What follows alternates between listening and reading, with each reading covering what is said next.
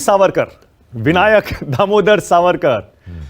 कुछ लोग तो वीर सावरकर कहने पर भी कहते हैं, वीर क्यों कहते हैं उनको? जी बिल्कुल कहते हैं। इंटरेस्टिंग और ग्रेट व्यक्तित्व जो उनका था वो लोगों तक क्यों नहीं पहुंचा।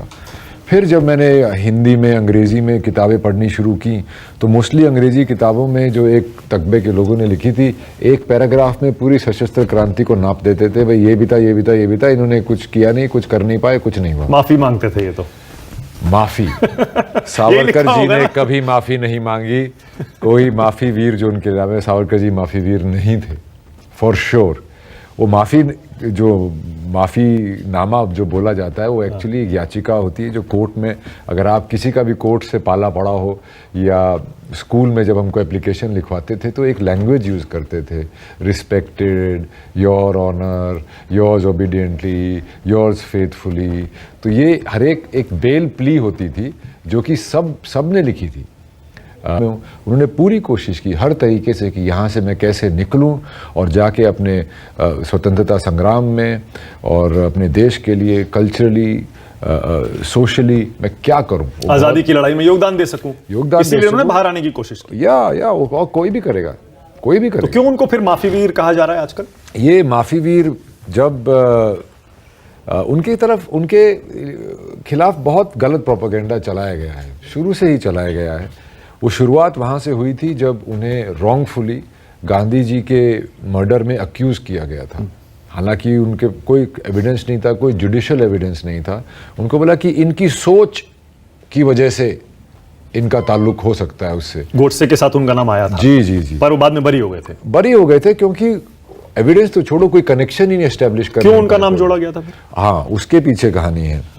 क्या हुआ था कि आज़ादी से पहले 3 मेजर पॉलिटिकल पार्टी इंडिया में होती थी, हिंदू महासभा, मुस्लिम लीग और कांग्रेस। जब मुस्लिम लीग वाले मोस्टली लीडर्स पाकिस्तान चले गए और कांग्रेस और हिंदू महासभा यहाँ रह गए, कितने लाखों हिंदू पाकिस्तान से यहाँ आए थे और सब ने जो पार्टीशन का जो दर्द था, जो वायलेंस था, जो दुर्गति लोगों की हुई, सब ने देखी थी। तो पलड़ा अभी हिंदू महासभा की तरफ भारी होने लगा था। अब हिंदू महासभा के आइडियोलॉग और जो उनके प्रेसिडेंट रह चुके थे वो थे सावरकर जी को अक्यूज़ करके उन्हें पूरी हिंदू महासभा पे धब्बा लगा दिया, उसको विलीफाई कर दिया। और 1952 के इलेक्शन में कांग्रेस ऑलमोस्ट अनअपोज जीत गई और 70 साल तक हम पे राज किया, एक ही परिवार ने, जिसके अगेंस्ट जब उनकी। मतलब आप ये कह रहे हैं कांग्रेस पार्टी की साजिश थी, कांग्रेस के नेताओं की, समर्थकों की, उनके पूरे हिस्टोरियंस की। उनके हिस्टोरियंस जो थे, मजूमदार जी एक अपॉइंट किए गए थे, पर उन्होंने जब सच्चाई लिखी तो उनको निकाल दिया था।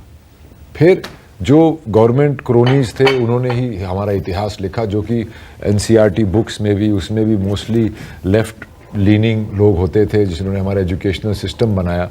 तो उसके अंदर इनका कोई जिक्र ही नहीं था, इनको बिल्कुल कर दिया। जब इनकी मौत हुई, जब ये, और ये भी बहुत अच्छी वो है कि गांधी जी ने और बहुत सारे कांग्रेस के लीडरों ने आमरण अनशन किया, कोई मरा नहीं। क्या कहना चाह रहे हैं आप? मैं ये कहना चाह रहा हूं कि एक्चुअली में सावरकर जी ने आमरण अनशन किया था। उन्होंने एंड ऑफ हिज लाइफ समाधि ली थी कि अब मैं इस देश के लिए सोशली, कल्चरली, पॉलिटिकली कंट्रीब्यूट नहीं कर सकता हूं, तो मैं जा रहा हूं। उन्होंने आमरण अनशन किया था, समाधि ली थी।